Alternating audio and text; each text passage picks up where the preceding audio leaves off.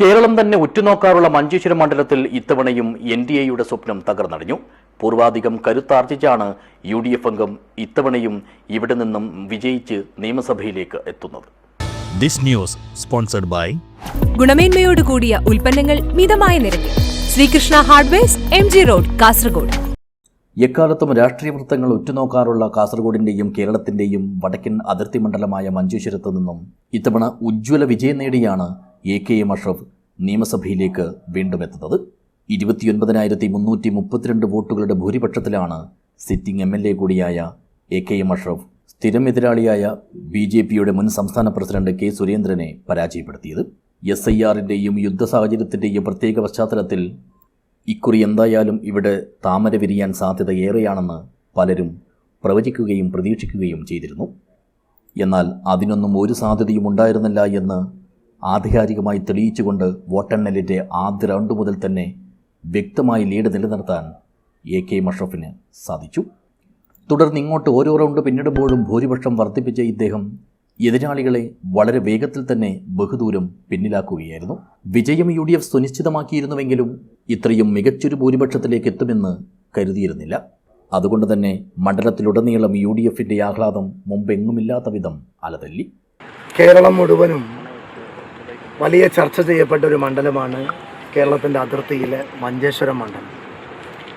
Nomination കൊടുക്കുമ്പോൾ ചർച്ച, ഓരോ ദിവസവും കേരളത്തിൻ്റെ തെരഞ്ഞെടുപ്പ് ഗോതയിൽ മഞ്ചേശ്വരം ശ്രദ്ധാ കേന്ദ്രമായിരുന്നു.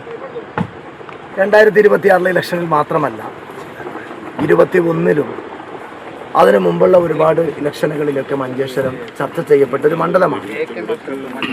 പ്രധാനപ്പെട്ട ഒരു കാര്യം, കേരളത്തിൽ BJPക്ക് അക്കൗണ്ട് തുറക്കാൻ സാധ്യതയുള്ള ഒരു മണ്ഡലമെന്നാണ് കഴിഞ്ഞ കാൽനൂറ്റാണ്ട് കാലമായി കേരളത്തിന്റെ തെരഞ്ഞെടുപ്പ് ഗോതയിൽ മഞ്ചേശ്വരത്തെക്കുറിച്ച് ചർച്ച ചെയ്യുന്നത്.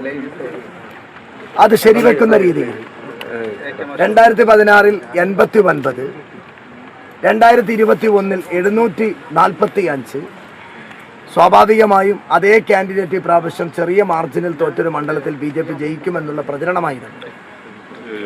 ഞാൻ തെരഞ്ഞെടുപ്പിന്റെ കാൻഡിഡേറ്റായി പ്രഖ്യാപിച്ച നിമിഷം മുതൽ നോമിനേഷൻ കൊടുക്കുന്ന ഘട്ടങ്ങളിലൊക്കെ കേരളത്തിന്റെ മീഡിയകൾക്ക് മുമ്പിൽ പറഞ്ഞൊരു കാര്യമുണ്ട്: 2001 ഞങ്ങൾ മറികടക്കും. 2001-ലാണ് CK പത്മനാഭനെ 13,000-ലധികം വോട്ടുകൾക്ക് മഞ്ചേശ്വരത്ത് ജനങ്ങൾ തോൽപ്പിച്ചത്.